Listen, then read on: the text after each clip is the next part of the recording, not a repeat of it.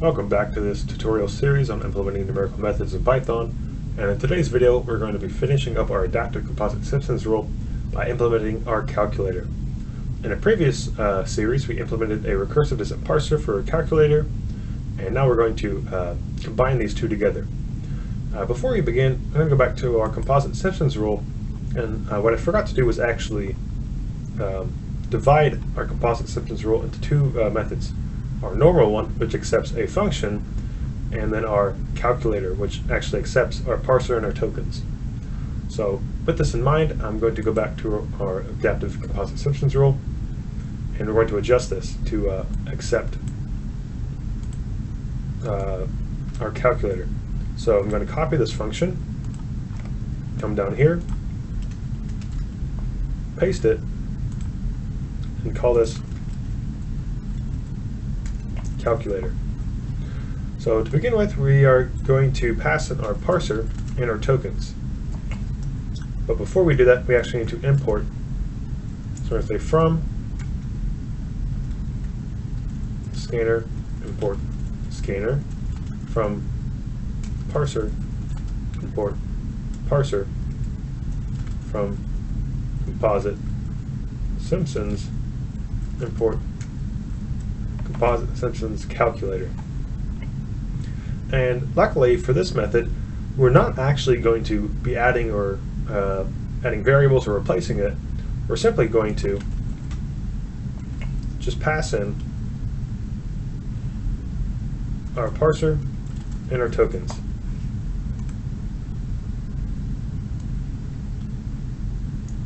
So I'm going to copy and paste this.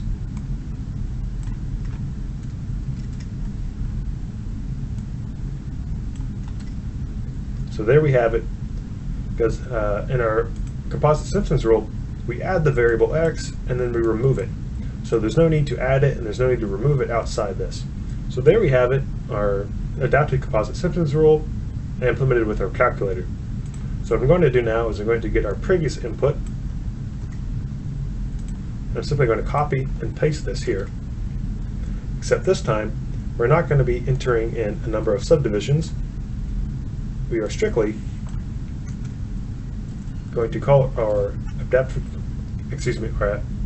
Composite Simpsons rule with our my parser, our tokens, our A, our B, and our tolerance.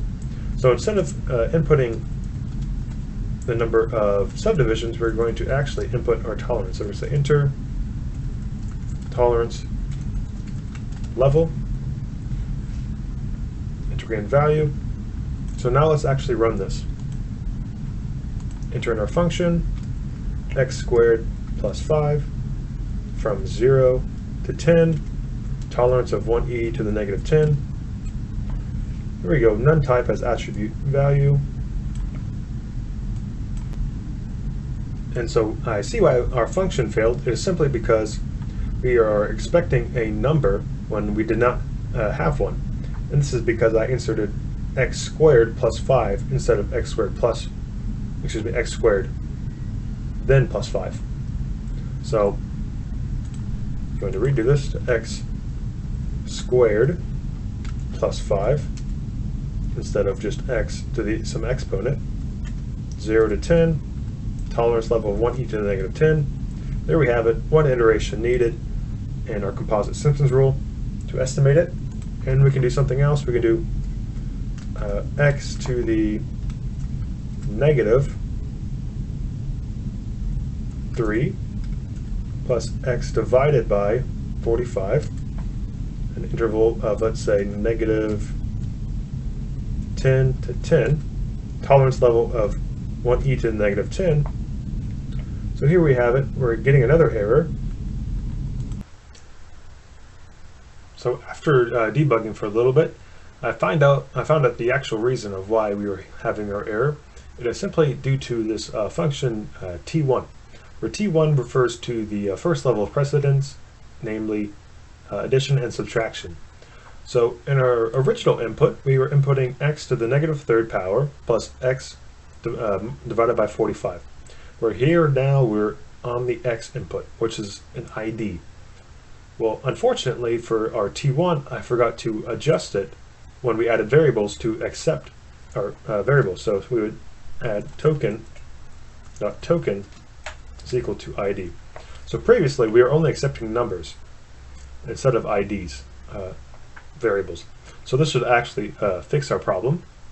So now I'm going to save this, stop, and rerun. Import our function again, interval of -10 to 10, tolerance of 1e to -10. 0 cannot be raised to a negative power. So there we have it. We're having our subdivision somewhere in this function is raising to the negative power. So this is not a good sign. So now what we're going to do is we're going to redo this function except on a different interval. So let's go on an interval that does not contain 0. And I'll show you guys why it does not work on an interval that contains 0. So there we have it. We needed 149 iterations, and our estimated integral is 1.595. So now I'm going to show you guys exactly why this our method here does not work on an interval that contains 0. So here we actually have the graph of our function, and as we see here, our function is undefined for 0, simply because as x approaches 0 from the left-hand side, we approach -infinity, and as x approaches 0 from the right-hand side, we approach infinity. So x is undefined for this function. That is why we cannot integrate over the 0 in any kind of interval. And so unfortunately, I am surprised I did not catch this sooner in our parser, so I'm going to make a short little update video making sure we are updating to accept numbers or IDs in all of our T1s and T2s. So even here in our T2, I adjusted it to accept IDs except for our T1.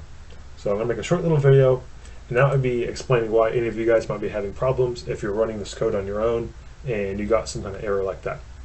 So stay tuned for future videos.